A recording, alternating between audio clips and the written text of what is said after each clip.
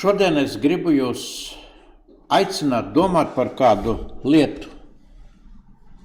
Ne lietu, ne īpašību, bet par kaut ko, bez kā ir grūti dzīvot un dažkārt neiespējami. Es gribu aicināt jūs domāt par gudrību. Un šīs dienas pārdomu virsrakstu esmu licis gudrības cena. Bet vispirms jau no Dieva vārda, kur ir Salamana pamācībās rakstīts 3. nodaļas 13. un 14. pantā. Labi tam cilvēkam, kas atrod gudrību, un cilvēkam, kas dabū sev skaidru prātu, jo ir labāk iegūt gudrību nekā sudrabu, un tās augļi ir vērtīgāki par zeltu. Vispirms jau par gudrību. Mēs droši vien zinām un spējam iedomāties, un nākās atzīt, ka gudrība un zināšanas nav vienlīdzīgas lietas. Ka nevar likt vienlīdzības zīmes starp zināšanām un starp gudrību. Jo droši vien ir cilvēki, kuriem ir gana daudz zināšanas un pieejam šīs zināšanas, un ne tik daudz gudrības. Un ir varbūt cilvēki, kuriem varbūt šo zināšanu nav tik liela bagāža. Un toties ir gudrība, ar kuru iet caur šīs zemes dzīvi, caur kuru organizēt savu dzīves ceļu, savu dzīves gājumu, saskarsmi ar citiem cilvēkiem. Tad, kad cilvēkiem pietrūkst zināšanas, tad nereti gadās kādu zaudējumu. Ka tu nezini lietas, kas var notikt, lietas, kas ir paredzētas, it sevišķi kādreiz kaut kur ceļojumā, nezinot noteikumus vai likumus, var nonākt kādās nepatikšanās. Bet ziniet, tad, kad pietrūkst gudrība, tad nepatikšanās var nonākt vēl biežāk nekā tad, ja pietrūkst zināšanas. Jo tad, ja pietrūkst zināšanas, bet ir gudrība, tad reizēm var arī kaut kādā veidā tikt galā ar tām nepatikšanām, kas nāk no nezināšanas. Bet tad, ja pietrūkst gudrība, tad nav iespējams ne ar ko vairs to papildināt. Un mēs varam ļoti elementāri paskatīties uz lietām pasaulē, kur cilvēkiem ir zināšanas. Cilvēki, kas ir atkarībās. Kā jūs domājat, viņi nezina, ka tās lietas vai vielas, no kā cilvēki nokļūst atkarībās, vai tas ir kādas ķīmiskās vielas, apreibināšanās vielas, vai tās ir spēļu atkarības, vai tās ir datora atkarības, vai vēl tik daudz atkarības, kas šodien pasaulē valda pār cilvēkiem, tura viņus savā varā un neatlaiž. Vai tas ir no nezināšanas? Viņi taču zina, bet pietrūkst gudrība. Kā ir ar kārībām, par kurām Dievvārds runā? Viņš runā par to, kas ir pasaulē. Miesas kārība, acu kārība, dzīves lepnība. Vai tad nav zināšana, ka kārības var novest nelaimē, trūkumā, izmisumā, kredīti, aizņemšanās, vēl visādas lietas?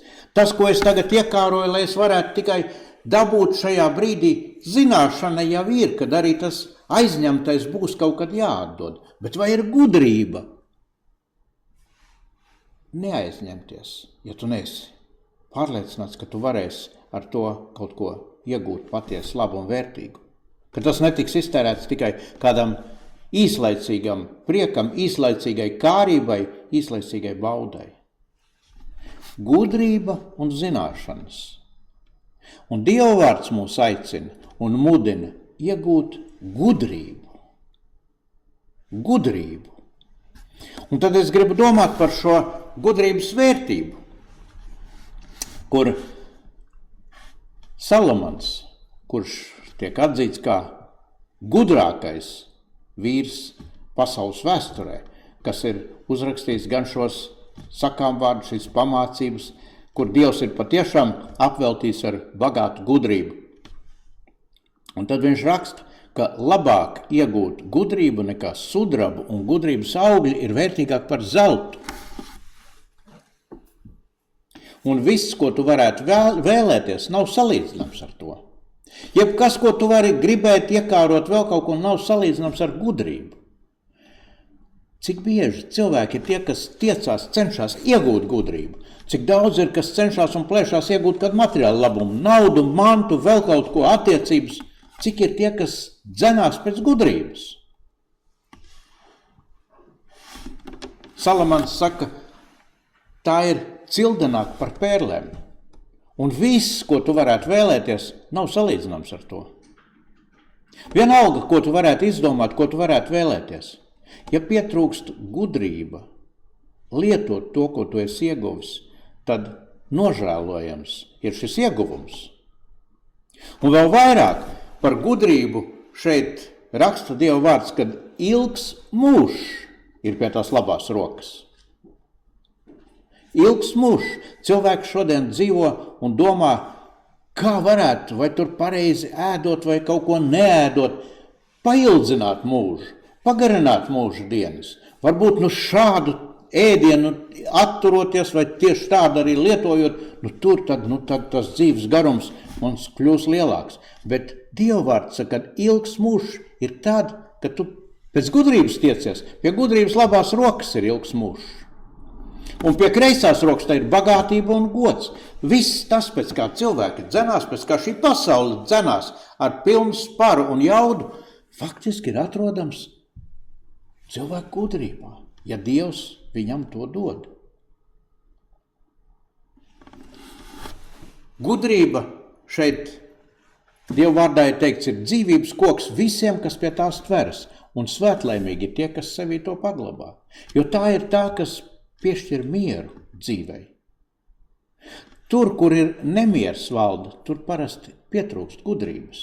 Jo tādēļ, kad ir neziņa, kas notiks, kas būs, un nemiers vienmēr ir negudrības rezultāts. Tad, kad nav gudrības, kad mēs nezinām, kas būs, tur ir nemiers. Salamans mācītājs saka, īsta gudrība stiprina gudro vairāk nekā 10 varenie, kas ir pilsētā. Mēs varam izdomāt pilsētā, kuri ir šīs pilsētas, varbūt varenie vai šeit Jelgavā, vai, teiksim, Rīgā, vai vienalga kādā citā vietā, kur ir tie 10 stiprie un varenie. Un īsta gudrība stiprina vairāk nekā šie 10 stiprākie cilvēki, kas atrodas pilsētā. Un tad šī otrā lieta, kā tad iegūt to gudrību? Kā iegūt gudrību? Un atkal, cik bieži ir tā, ka Dieva vārds saka to. Dieva gudrība pasaulē neskapēc šķiet muļķība. Un pasaules gudrība liek Dievam smieties, jo tā patiešām nav gudrība. Kā iegūt gudrību? Atkal tai pašā Salamana pamācībās mēs varam atrast šo padomu, un viņš nebūs pateikams. Šai pasaulē un šīs pasaules gudrajiem viņš nešķitīs gudrs, šī pamācība, kā iegūt gudrību. Redziet, tur ir rakstīts, klausi savam tēvam, kas tevi ir dzemdinājis, un nenicini savu māti, kad viņa kļūst veca. Oi, šodienas pasaulē kādi vecāki, tie veči neko nesaprot, par ko mēs vispārībā skatāmies un domājam uz tādiem. Mēs jaunie, mums pieder pasauli. Dieva vārds runā par ko citu. Dieva vārds saka, pērcies taisnību un patiesību, jeb iegūsti, un centies iegūt gudrību, audzināšanu un saprātu. Vai šodien kāds cenšas iegūt audzināšanu, lai iegūtu gudrību? Tieši otrādi, jebkura audzināšana tiek noraidīta. Nē, man nevajag audzinātāju, es pats visu zinu. Tur, kur Dieva vārds saka taisnību un patiesību, vai šīs dienas pasaule ir tā, kur cenšas dzīvot pēc taisnības un patiesības? Vai tur, kur mēs varam tieši otrādi netaisnīgāk, kaut kur straujāk, kādam priekšā, kādam atņemt, no kāda dabūt, tur mēs esam tie, kas ir īstie, un tā ir šīs pasaules gudrība.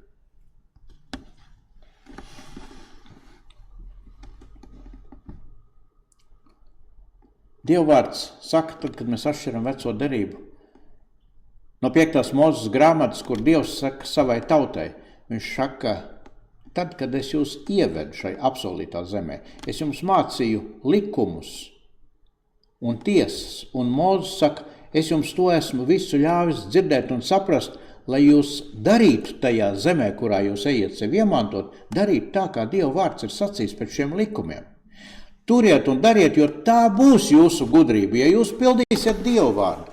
Un atkal mēs varam atgriezties pie tā paša, kad pasaulē ir simtiem tūkstošu likumu izdot, lai piepildītu 10 Dieva baušļus, kurus Jēzus ir apvienojis 2 baušļos – mīl Dievu un savu tuvāko. Gudrība. Mēs cenšamies atrast gudrību ar visādiem līdzekļiem, bet ne ar vienīgo līdzekli. Dieva vārda, mācību, paklausību tam un dzīve pēc tā. Cik interesanti. Psalmists saka, 111. psalma 10. pantā, viņš saka, bijība tā kunga priekšā ir visas gudrības sākums.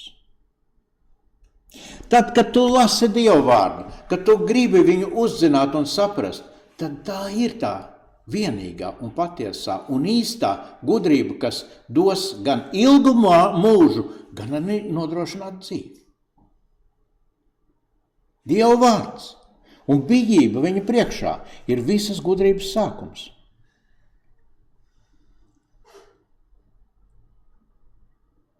Tas liekas tik savādi mūsdienu pasaulē, šodien 21. gadsimtā, un varētu sacīt, par ko tu mācītāji te sludini, tas viss ir galīgi nederīgs šodien. Paņem mākslīgo intelektu, paņem mūsu psihologus, un viņi taču visu kaut ko citu stāsta. Mīļie psihologi, intelekti šai pasaulē darbojās pat 100 gadus nē, bet Dieva vārds šai pasaulē ir kopš šīs pasaules radīšanas. Un kaut vai tik daudz, ja mēs salīdzinām to, kad kaut kas ir īslaicīgs, nekad nestāvēs pāri tam, kas ir pastāvīgs. Bijība tā kunga priekšā ir visas gudrības sākums. Un tas visu labi izjūt un saprot, kas tā dara. To saka Dieva vārds.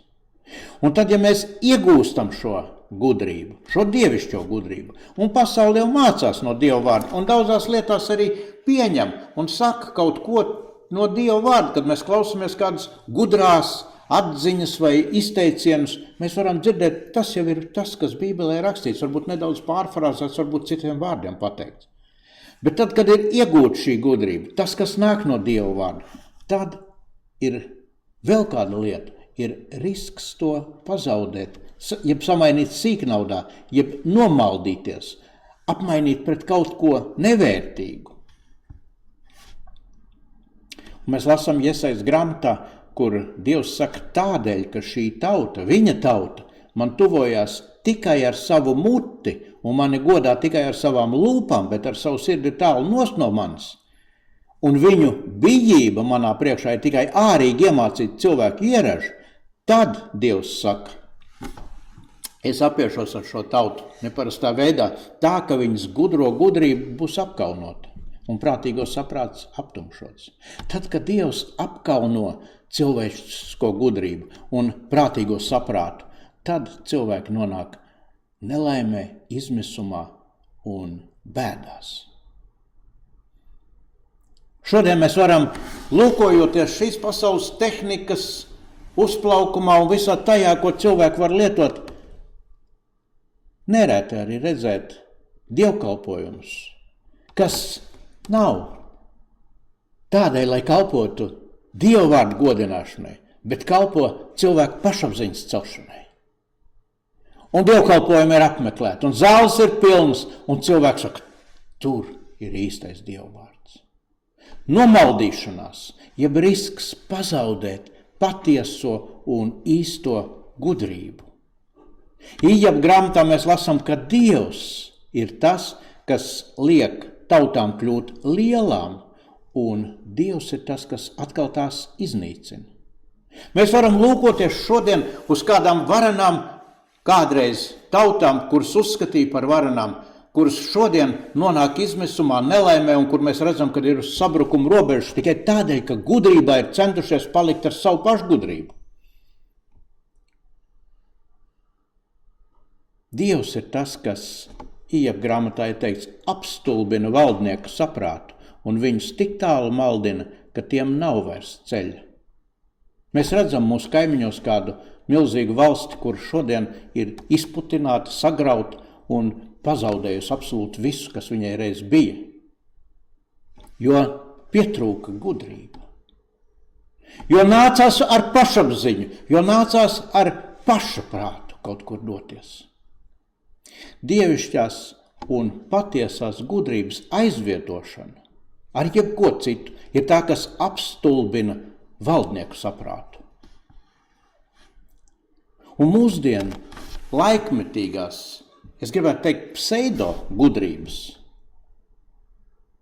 cilvēku savstarpējās attiecībās, sevi paaugstināšanā par citiem, mācībās, kur neusticies nevienam, izmet ārā, jeb kancelē, kā šodien tas ir moderni sacīt, kancelē to, kas tev nodarīs pāri, atmet viņu, izslēdz no savas dzīves, neielaidies ar viņu.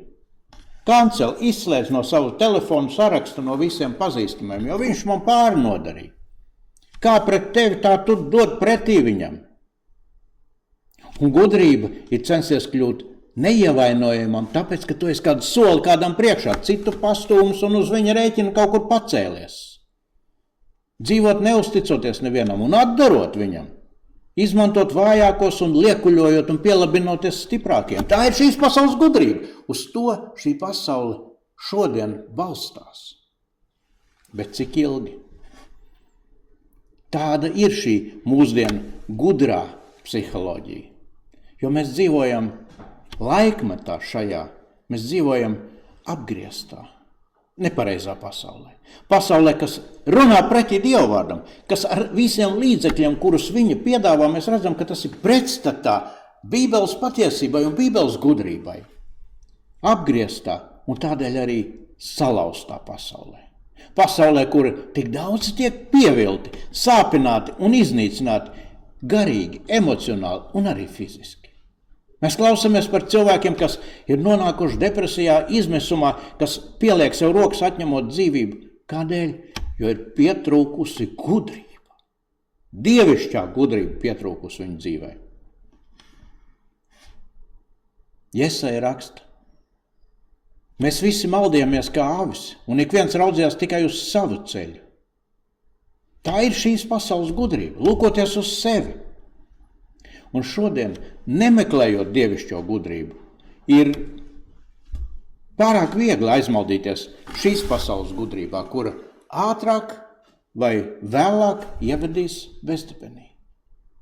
Risks pazaudēt, jeb samainīt patieso gudrību pret mākslīgo, šī laikmeta gudrību.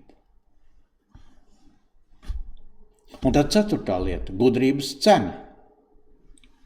Tad, kad mēs domājam par ieguvumu, ko sev līdzines īstā gudrība, patiesā gudrība, gudrība, kas dod dzīvību, kas ir vērtīgāka par sudrabu, par zeltu, gudrība, kas tev dod gan veselību, gan arī spēju, spēku un iztiku, gudrība, kas patiesi nodrošina, kas dod sirdī mieru, tad ir jādomā, ko tas tev vai man, ko tas maksā, šīs gudrības iegūšana, kāda ir šīs gudrības cena.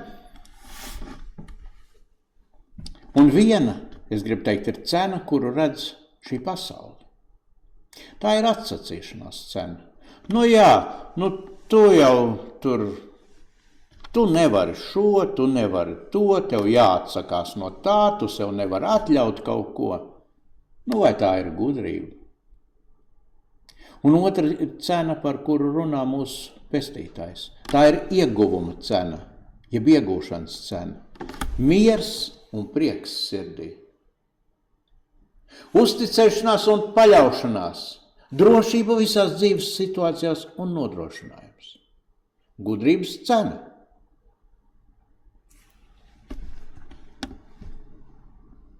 Šī cena ir aprakstīta Mateja evaņģēlijā, kur Jēzus saka, ka tas, kas tēvu vai māti vairāk mīl nekā mani, tas manis nav vērts. Un kas dēlu vai meitu vairāk mīl nekā mani, tas manis nav vērts. Un kas savu krustu neuzņemās un man neseko, tas manis nav vērts.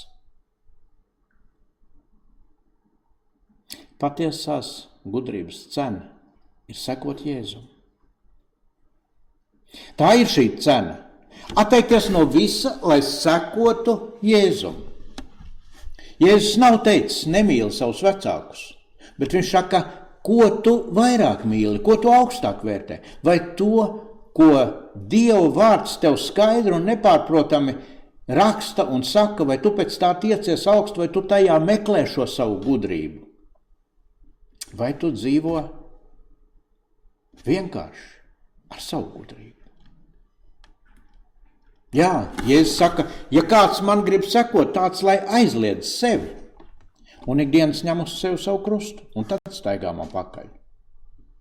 Vēl vairāk apostols Pāvils, kurš ir 3. daļu jaunās derības sarakstījis. Mēs lasām vēstulē Galatiešiem, kur viņš par sevi saka, viņš saka, līdz ar Kristu es esmu krustā sists. Un es nedzīvoju es, bet manī dzīvo Kristus. Un tik, cik es tagad dzīvoju miesā, es dzīvoju ticībā uz Dievu dēlu, kas man ir mīlējis un kas nodevies par mani. Tā ir visaugstākā cena. Augstākas cenas nav, tā ir dzīvības cena. Līdz ar Kristu es esmu krustā sists. Mana dzīve ir krustā sista līdz ar Kristu, un es dzīvoju līdz ar viņu. Bet tam ir līdz arī visaugstākais apsolījums. Ja mēs esam līdzi miruši, tad mēs arī līdzi dzīvosim. Un ja mēs pastāvam ciešanās, tad mēs arī līdzi valdīsim. Vēstulē Timotejam saka apostols Pāvils 2. nodaļas 11. 12. pantā. Kristus, kurš atdeva visu un ļāva sev piesist krustā tevis un manis mūsu grēku dēļ, lai mēs varētu dzīvot kopā ar viņu, ir tas, kas mūs izaicina no šīs pasaules gudrības, pareizāk sakot, negudrības, un ieaicina savā gudrībā un saka, nāc, seko man, izvēlies mani par savus dzīves mērķi, vadītāju, informācijas avotu un meklē visus to, kas tev ir nepieciešams šeit dzīvē, Dieva vārdā, jo tur viss ir uzrakstīts. Lai Dieva vārds ir tas, kas tevi piepilda prātu, apziņu, zemapziņu, lai tas ir tas, ar ko tu celies un gulies, par ko tu domā, ar ko tu staigā un vadi savus dienas. Un tad tu esi ar Kristu kopā augšām cēlies, jo nāvei vairs nav varas par tiem, kuri ir Kristu, kuri ir augšām cēlušies ar Kristu. Un viņš saka, mēs līdzi kopā ar viņu arī valdīsim. Pie tēva labās rokas, tur, kur atrodas Kristus, mēs kā viņā iekļauti esam daļa no viņa. Vēstulē Romiešiem Pāvils saka, lai grēks nevalda jūsu mirstīgajā miesā, nenododiet savus locekļus par netaisnības ieročiem, bet nododiet sevi pašus Dievam kā tādi, kas no mirušiem kļuvuši dzīvi, un savus locekļus par taisnības ieročiem Dievam. Un domājot par šo gudrību un noslēdzot šīs pārdomas, es gribu vēlreiz atgādināt to, ka gudrība un zināšanas nav vienlīdzīgas. Un tāpat kā zināšana un gudrība nav viens un tas pats. Jo tādēļ, ka šodien jau zināšanas mēs ļoti viegli varam iegūt caur visādiem mākslīgā intelekta rīkiem. Ja es kaut ko nezinu, es pajautāju, kurā gadā tas notika, kad tas notika. Zināšanas mums ir pieejams, mums katram kabatā ir telefona aparāts, kur mēs varam vienkārši pajautāt un uzzināt. Nav problēmas ar zināšanām. Problēma ir ar gudrību. Īstā gudrība nebūs atrodama šajās zināšanās. Un tāpat kā zināšanas un gudrība nav vienlīdzīgas, tā arī atrast gudrību un iegūt gudrību arī nav viens un tas pats. Atrast jau to gudrību mēs varam, tas zināšanas. Jā, kur viņas ir. Jautājums ir, vai tu lieto to, ko tu zini. Un tā ir gudrība. Atrast gudrību un iegūt nav viens un tas pats. Atrast būs vienkārši uzzināt, iegūt zināšanas. Man patīk kāds salīdzinājums, kad tu aizēji uz ēdināšanas iestādi, uz kafejnīcu, un tev ir ēdienkarte. Tu iegūsi zināšanas, tu zini par ēdieniem, no kā viņi sastāv, kādi viņi ir, un ar šīm zināšanām, ja tu izēji pa durvīm, tavs vēders būs tukšs. Tev neko nebūs šīs zināšanas. Ja tu neēdi to ēdienu, ja tu nelieto to, kas ir rakstīts tajā ēdienkartē. Mūsu telefonos ir aplikācijas. Mēs varam lejuplādēt aplikāciju, bet ja mēs viņu nelietojam, tad kāda jēga no tā ir? Viņa ir, zināšana ir, aplikācija ir, bet ja viņa netiek lietot, un tā ir ar gudrību. Gudrību iegūt vai gudrību lietot, vai pielietot, darboties ar to, pārbaudīt, papildināt, mācīties no tā, kas ir nepareizi izdarīts. Redziet, tad, kad mēs gudrību iegūstam, tad mēs esam tie, kam viņa pieder un kas viņu var lietot. Tas nav tikai atrasts un nelietots, bet tas ir tas, ar ko mēs dzīvojam. Ja tā ir mūsu dzīve, ja tas ir tas, kas balstās Dievu vārdā, ne vienkārši izlasīti panti, bet dzīve ar viņiem. Dievs, vai tas ir tavs prāts, vai tu tajā esi, vai tu to gribi. Pastāvīga komunikācija ar visaugstāko gudrības avotu. Tad mūsu dzīve patiešām būs tāda, uz kuru visi cenšas šodien. Tikai cenšas ne pa tiem ceļiem, ne pa tiem līdzekļiem. Un svarīgākais, noslēdzot, ir tad, ka gudrība ir iegūta. Un ja mēs viņu saņemam, un mēs viņu esam izlasījuši, un mēs viņu zinām šo Dievu vārdu, dažkārt no galvas varam citēt, tad svarīgi ir nepazaudēt vai nesamainīt to pret šīs pasaules izzūdošo, īslaicīgo, niecīgo un bieži nederīgo gudrību. Nesamainīt īsto naudu pret viltoto naudu, kura tāda pati izskatās. Gandrīz turpat jau ir. Tikai mazlietiņ kaut kādā niansē ir atšķirība. Un Salmāna sakām vārdā ir teikts, mans dēls, neļauj tai gudrībai izzust no tava redzes loka. Tad tu kļūsi svētlaimīgs. Tā būs dzīvība tavai dvēselei un rota tavam kaklam. Un tad tu droši staigās savu ceļu tā, ka tavu kāja nekur neaizmetīsies un nepiedauzīsies. Apguldamies, tu ne no kā nebīsies, bet salda dusēs, un tev nepārņems nedz pēkšņas šausmas, nedz arī izbailes no vētraina bezdievu uzbrukumu, no tā, no kā šodien visu pasauli Eiropa bīstās. Tas kungs ir tavs patvērums, viņš pasargās tavas kājas, ka tu nenokļūsi gūstā. Ja tu dzīvosi ar patieso gudrību tai kungā. Āmen.